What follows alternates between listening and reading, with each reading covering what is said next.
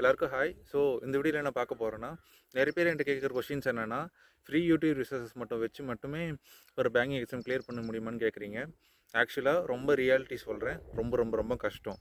100ல் ஏன் ஒரு 1000ல் ஒருத்தர் தான் கிளியர் பண்ண முடியும். ஏன் இதை நான் சொல்கிறேன்னா, இப்போ நீங்கள் ப்ரிலிம்ஸ் வந்து பெரிய ஐடியா ஸ்ட்ராட்டஜிஸ்லாம் தேவைப்படாது. ப்ளஸ் ப்ரிலிம்ஸ் வந்து ஒரு கட் ஆஃப் கிளியர் பண்ணால் போதும். நீங்கள் அதுக்கு தாண்டி எவ்வளோ மார்க் எடுத்தாலும் பெரிய பிரயோஜனம் இல்லை. ஆனால் மெயின்ஸ் வந்து நீங்கள் கட் ஆஃப் தாண்டி எடுக்கிற ஒரு மார்க்கும் ரொம்ப முக்கியமான விஷயம். ஓகேங்களா?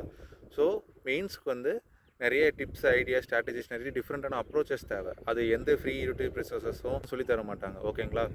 அப்படி இருந்தாலுமே பெய்டாக தான் இருக்கும். ஓகேங்களா? அதையும் தாண்டி ஏன் கோச்சிங் ரொம்ப நீடடுன்னு சொல்கிறேன்னா, நீங்கள் ப்ராக்டிஸ் பண்ணுறது கொஷின்ஸே பெருசாக வந்து ஃப்ரீ யூடியூப் ரிசோர்ஸஸ்லையோ வெப்சைட்ஸ்லையோ நீங்கள் பார்க்க முடியாது. நீங்களே சர்ச் பண்ணி பாருங்கள். ப்ராக்டிஸ் பண்ணுறது கொஷின்ஸே மெயின்ஸில் பொறுத்த வரைக்கும் இருக்காது. ஓகேங்களா?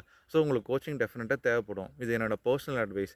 நானுமே பர்சனலாக பிகினிங்கில் கோச்சிங் எல்லாமே நம்ம கிளியர் பண்ணி ஒரு கான்ஃபிடன்ஸ் தான் நான் இறங்கினேன்.